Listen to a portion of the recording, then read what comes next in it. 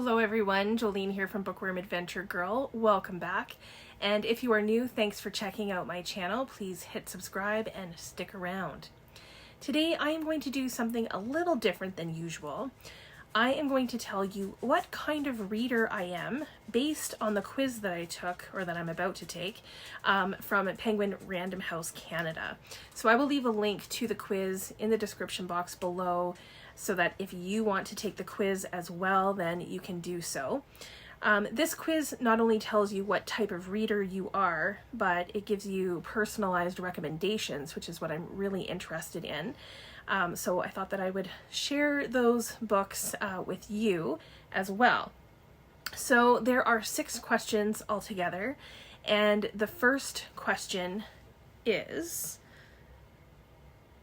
which of the following are the primary reasons why you read books? It says to select up to 3, and there are 11 choices to choose from. So for pleasure or entertainment, for self-improvement, to learn about new subjects or ideas, to learn about my other hobbies or interests, to escape from everyday life, to relax, to be inspired, to pass the time, to connect with other people's experiences and opinions that are different from my own, to challenge my tastes and intelligence, and to get some me time. So some of these are kind of the same to me, and I read for almost all of these reasons. So I'm going to go with for pleasure or entertainment. It's going to be my first choice. I'm going to go with to connect with other people's experiences and opinions that are different from my own. And I think maybe to escape from everyday life. So let's see. Okay, so question number 2, it's how much do you agree or disagree with the following statements? And then there is a sliding scale from disagree completely to agree completely. So the first statement is, once I discover an author I like, I tend to read everything they've written. So I'm going to go with pretty close to the agree completely on this one, not quite all the way. And then the next statement is, I like to read my favorite books. Reread my favorite books. So I'm not really a rereader. I have done it a bit. So I am going to go between disagree completely and neutral. The third statement is, I prefer ebooks to printed books. So I am going to go all the way to disagree completely on this, because it is never a preference for me, even when I am reading ebooks. Sometimes I don't have a choice, or I do it for convenience when traveling, but my preference is always a printed book for me. Okay, continue.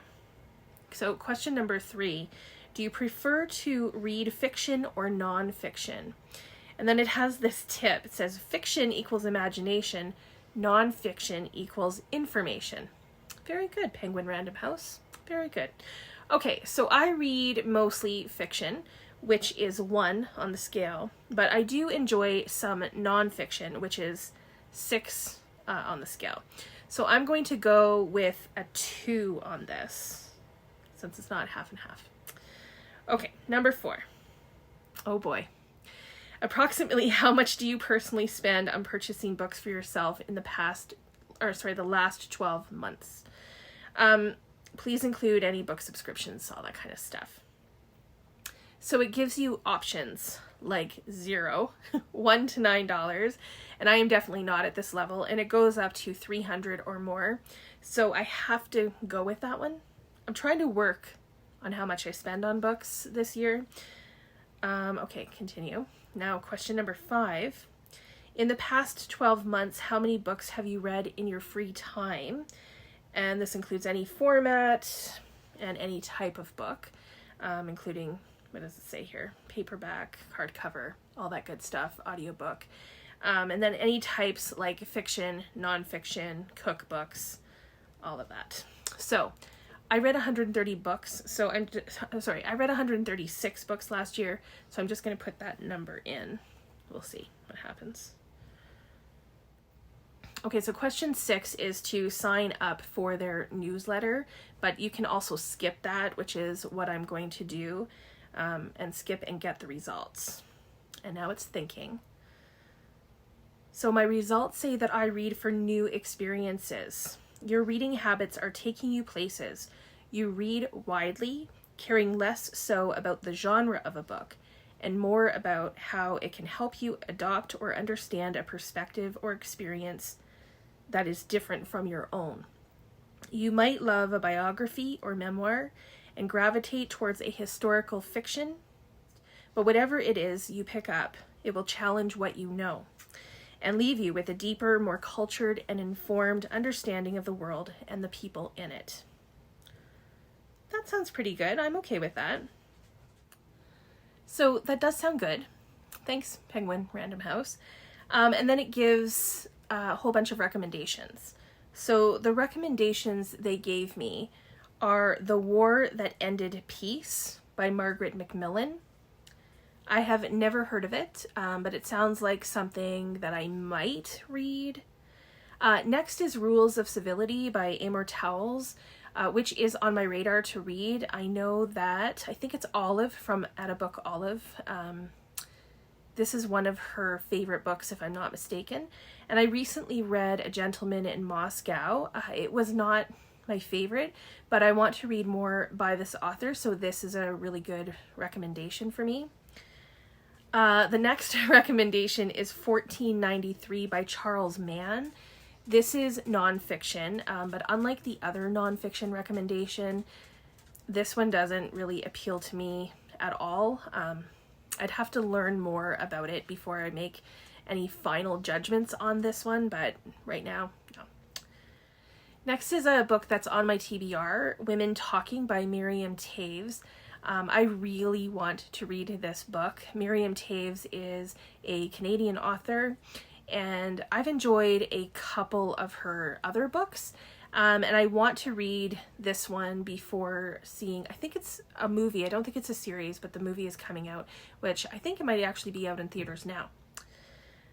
Rue by Kim Thuy. This is translated by Sheila Fischman, and I've actually already read this book, and it's an interesting one to recommend because the writing in this is unlike any other book I've ever read. Why Men Lie by Linden MacIntyre. I've read another book by Linden MacIntyre a long time ago, so it might be interesting to read more by him. Again, another Canadian. The next book I have already on my shelves, so hopefully I'll get to it, and that is The Reason You Walk by Kinew. This is a non-fiction story. Wab is an Indigenous man, and he's a political leader in Manitoba. So for Canadians, he's known for his political work and his music, and he was a defender on Canada Reads a few years ago, so for anyone who follows that, I hope to get to this book soon. The next recommendation is Dark Money, The Hidden History of the Millionaires Behind the Rise of the Radical Right, and this is by Jane Mayer. Yeah, nothing about this appeals to me. So that one's a no for me.